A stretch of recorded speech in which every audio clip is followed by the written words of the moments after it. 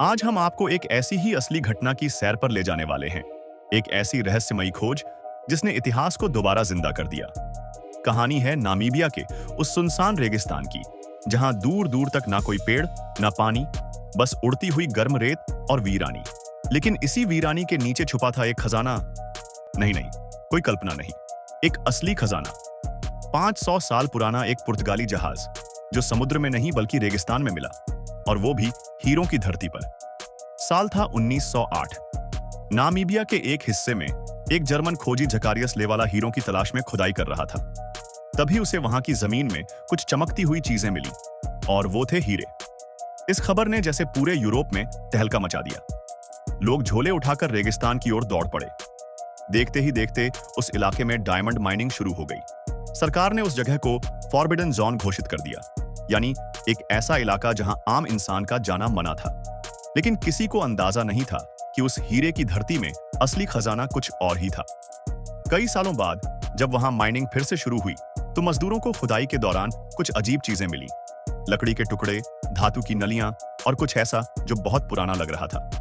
पहले तो लोगों ने ध्यान नहीं दिया, लेकिन फिर जो चीज सामने आई उसने सबकी आंखें खोल दी। रेत से निकला पारा। हाँ, वही पारा जो पुराने जमाने में औषधियों और धातु से संबंधित कामों में इस्तेमाल होता था। अब मामला गंभीर लगने लगा। तुरंत विशेषज्ञों को बुलाया गया। एक दिन एक मजदूर ने मिट्टी में हाथ मारा तो उसे कुछ सख्त महसूस हुआ।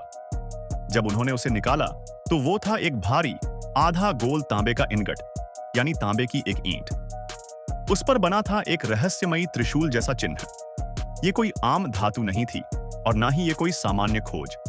धीरे धीरे जब खुदाई और आगे बढ़ी तो मजदूरों की आंखें फटी की फटी रह गईं। वहां से निकले हजारों किलो तांबे के इनगट्स, लकड़ी के विशाल शहतीर, पुरानी तलवारें, तोप के गोले और एक पुरानी मस्केट गन, यानी एक ऐसी बंदूक जो सैकड़ों साल पहले इस्तेमाल होती थी। अब किसी को कोई शक नहीं रहा, यह सामान किसी पुराने जहाज का था। इसके बाद बुलाए गए डॉ डिटरनोली, जो कि एक जाने माने पुरातत्वविद हैं। उन्होंने आते ही देखा और कहा, यह कोई मामूली खोज नहीं है, यह तो पूरा जहाज है, एक समुद्री जहाज। उनके नेतृत्व में जब खोज को विस्तार से शुरू किया गया तो और भी चौंकाने वाले तथ्य सामने आए। उन तांबे के इनगट्स पर जो चिन्ह बना था वो यूरोप की सबसे अमीर कारोबारी संस्था हाउस ऑफ फगर का था। ये वही संस्था थी जिसने पुर्तगाल और स्पेन की कई समुद्री यात्राओं को फाइनेंस किया था। अब धीरे धीरे सारे सुराग एक दूसरे से जुड़ने लगे। किताबों में दर्ज एक पुराने पुर्तगाली जहाज का जिक्र सामने आया। नाम था बॉम जीसस, यानी द गुड जीसस। यह जहाज 1500 के दशक में भारत की ओर रवाना हुआ था, लेकिन फिर कभी किसी को उसका कोई अता पता नहीं चला। अब सवाल यह था, समुद्री जहाज आखिर रेगिस्तान में कैसे पहुंचा? दरअसल 500 साल पहले नामीबिया का वो हिस्सा अब जैसा रेगिस्तान नहीं था। उस वक्त समुद्र की लहरें वहां तक आती थीं।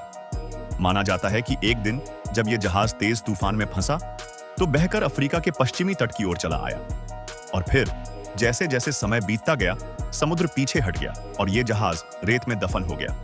सदियों तक किसी को कुछ पता नहीं चला। जब खुदाई पूरी हुई तो वहां से जो चीजें मिली उन्होंने इतिहास को जिंदा कर दिया।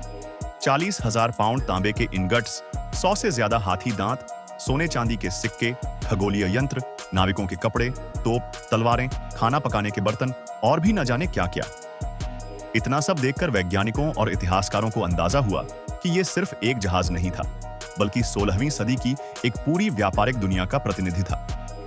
उस समय कैसे लोग व्यापार करते थे, किन रास्तों से जाते थे, क्या सामान ले जाते थे, क्या पहनते थे, क्या खाते थे, यह सब जानने का एक अनमोल मौका था। इस खोज को एक और बात खास बनाती है। अगर आपको यह वीडियो पसंद आया हो तो इसे लाइक जरूर करें। मिलते हैं अगली वीडियो में एक और रहस्यमयी सफर के साथ। धन्यवाद और जय हिंद।